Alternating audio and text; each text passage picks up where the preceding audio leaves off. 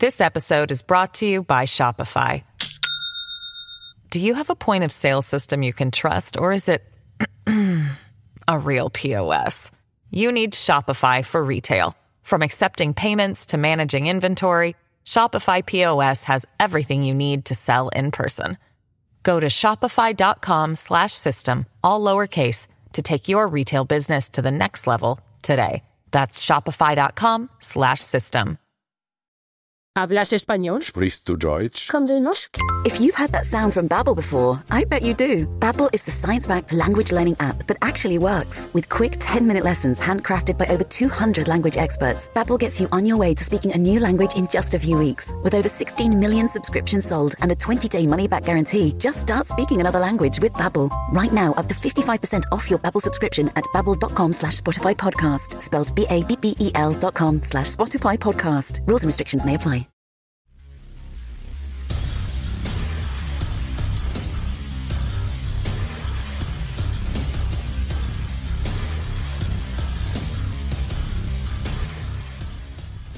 Olá pessoal, bem-vindos a mais um episódio de Crimes. Eu sou a Bruna e este é um mini episódio e não tem recado, então bora lá direto para a história.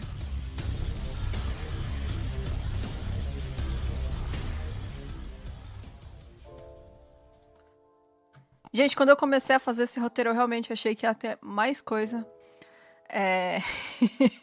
Então, tamo aí com um mini episódio que realmente é mini, como eu costumava fazer no início.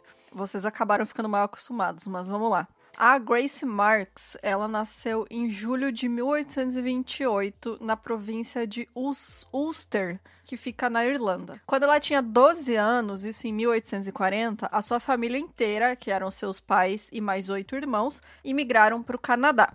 Então, o pai dela trabalhava como pedreiro e ele era muito violento e muito abusivo, principalmente porque ele tinha problema com bebida, né, vício em bebida. E durante essa viagem que eles estavam imigrando para o Canadá, a mãe da Grace morreu, né, durante a viagem, porque essa viagem demorava muito tempo nessa época, né. Muita gente acabava morrendo no mar e foi isso que aconteceu com a mãe dela. Então, desde muito nova, a Grace precisou trabalhar em casas de outras famílias para ajudar a sustentar seus irmãos, né? Então, ela trabalhava realmente com um trabalho doméstico. Ali era ajudante, né? Serviçal, enfim.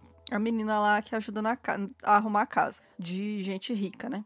Então, aos 16 anos, ela começou a trabalhar na casa do Thomas Kinnear, isso em uma colônia britânica que hoje em dia é a província de Ontário.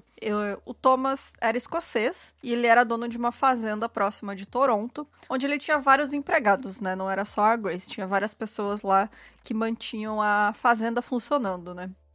Entre essas pessoas estavam o James McDermott e a Nancy Montgomery, que também era uma das empregadas, né, mais ou menos uma governanta ali, com quem ele mantinha um relacionamento escondido, né? Afinal, ele era um homem de posses, ele não podia ser visto em público com uma de suas empregadas, então era tudo ali na surdina. E aí, em 29 de julho de 1843, o Thomas e a Nancy foram encontrados mortos no porão da casa. O Thomas tinha morrido com um tiro no peito e a Nancy foi atingida na cabeça com um machado e depois estrangulada. A autópsia feita nos corpos indicou também que a Nancy estava grávida quando ela foi assassinada. E aí, os primeiros suspeitos, imediatamente da polícia, porque eles perceberam que tinha gente faltando naquela casa, eram o James e a Grace, né? O James McDermott e a Grace Marks. Faziam poucas semanas, assim, que a Grace estava trabalhando nessa casa, né? Quando isso aconteceu. Então, eles tinham fugido da fazenda e levado também junto com eles vários itens de valor que eles roubaram da casa. E aí, os dois foram pegos em Lewiston, que fica no estado de Nova York, nos Estados Unidos. E eles foram enviados de volta para o Canadá para serem julgados pelo assassinato. Enquanto eles eram julgados, eles culpavam um ao outro pelos assassinatos. Então, segundo o James, que na época tinha 20 anos, ele foi pressionado pela Grace a matar o casal, e ela é quem tinha planejado tudo. Ele disse, inclusive, que ela chamou ele de covarde caso ele não cometesse os assassinatos. Já a Grace, que apareceu no julgamento usando as roupas que ela tinha roubado da Nancy, o que aí não contribuiu para uma boa imagem do público com ela, né? Disse que a culpa de tudo era do James e que ela só tinha ajudado a fazer as malas com os itens roubados. Até as testemunhas do julgamento contradiziam entre si e parecia que ninguém conseguia concordar quem era o verdadeiro assassino. Porque, assim, os dois diziam, né, a história que acabou sendo transcrita depois em registros oficiais, foi a história do James, né, que ele disse que ele matou o Thomas, porque ele havia sido demitido, e a Grace quis ajudar ele a fazer essa vingança e fugir roubando muita coisa. Então ele matou o Thomas e a Nancy viu e tentou sair correndo, e aí ele atingiu ela na cabeça com um machado, e depois a Grace, desculpa, a Grace que tentou estrangular ela com um lenço. E segundo a Grace, né, quem fez tudo isso sozinho, mas usou o lenço dela, foi o James, né? Ela fala, não, foi ele que matou todo mundo, eu só ajudei fazendo a mala e fugindo junto. Então, não se sabe até hoje qual que é a verdadeira versão, acho que nunca ninguém vai saber, porque os envolvidos só é que sabiam, né? E um tentou culpar o outro. Apesar dessas dúvidas, os dois tinham confessado, né? Basicamente confessado, e eles foram condenados à morte. Só que, no caso da Grace, os jurados indicaram ao juiz que eles preferiam misericórdia e poupar ela da morte, e o juiz concordou. Isso porque ela era muito jovem e, ainda por cima, era uma mulher. Lembra muito o caso que a gente já fez da Lizzie Borden, né? Que as pessoas não acreditavam que ela tinha sido capaz de matar a própria família a machadadas. Então a gente vê aí mais um caso disso, que na época as pessoas realmente tinham essa dificuldade, porque eles associavam mulher apenas como delicadeza, né? É uma pessoa delicada, uma pessoa submissa. A mulher mata apenas com veneno, né? Essa era a ideia da época, que mulheres não tinham essa capacidade de ser uma pessoa violenta. Então, né, as pessoas tinham essa visão. E foi isso que, né, acabou influenciando ali o julgamento da Grace, que apesar dela ter sido considerada culpada, ela não foi condenada à morte como o James. Então, ainda mais que ela não era apenas mulher, ela era jovem, né? Então, ela tinha 16 anos. Mesmo com essa diferença de idade muito pequena, né? Porque o James tinha 20 anos só também, ele era muito jovem. Mas as pessoas tinham essa dificuldade, né? De ver, não, ela é uma adolescente, ela foi influenciada na cabeça das pessoas da época. Era impossível que a Grace tivesse sido a responsável principal ou igual, né? De igual responsabilidade que o James. Então, o James morreu na forca e a Grace foi condenada à prisão perpétua na penitenciária Kingston. E já na época do julgamento foi uma sensação midiática, tipo, lotou de pessoas, né, pra assistir o julgamento. Então as pessoas estavam realmente interessadas, porque tinha toda essa dúvida, né, de que será que a Grace é culpada mesmo? Será que ela tem algum transtorno? E assim foi, as pessoas já estavam acompanhando, assim, como se fosse novela esse caso. Então, entre os anos de 52 e 53, a Grace foi transferida para um hospital psiquiátrico.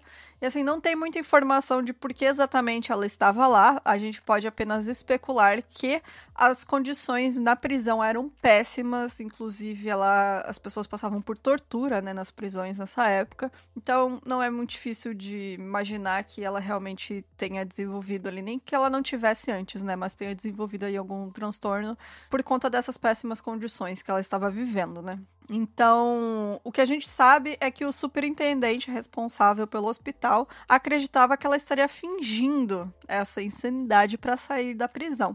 Foi sugerido diversas maneiras que ela estava possuída pela consciência de uma amiga dela que tinha morrido, chamada Mary Whitney, ou que ela tinha algum transtorno de personalidade, né? Outra teoria era de que a Grace já tinha morrido e que quem estava no lugar dela era a Mary Whitney, que tinha assumido a sua identidade. Então tem muita lenda aí que aconteceu, que também foi sendo aumentada nessas histórias conforme os anos foram passando, e essa história, né, continuou aí na boca do povo. Em 1872, já tinha várias pessoas importantes que estavam pressionando ali, porque ficaram admirados com essa história dela, né, então pressionavam o governo por perdão, e eles conseguiram. Quase 30 anos depois de servir a sentença, né, a Grace recebeu o perdão oficial e foi liberada da prisão.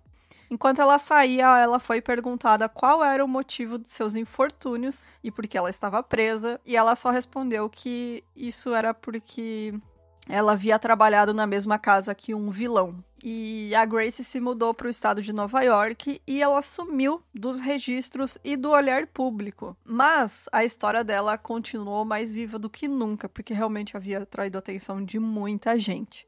É lembrada até hoje, logo vocês vão entender por quê, se você já ouviu falar dessa história.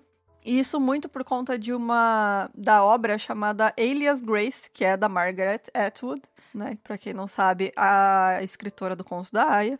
E isso porque desde o julgamento, né, como eu comentei, tinha uma discussão e dúvida sobre a culpa ou não da Grace nos assassinatos. Muitas pessoas diziam que ela tinha sido muito fria no julgamento e não demonstrou nenhuma emoção, além de ter aparecido no julgamento com as roupas roubadas da vítima, que ela ajudou a matar ou matou com as próprias mãos. E também há quem acreditasse que ela era realmente inocente, e outros diziam que ela era uma psicopata, enfim. Durante esse tempo que ela teve no hospital psiquiátrico, a Grace recebeu a visita de uma mulher chamada Susanna Moodie, que era uma autora britânica que escreveu vários livros sobre a experiência dela como imigrante no Canadá, que nessa época ainda era uma colônia britânica.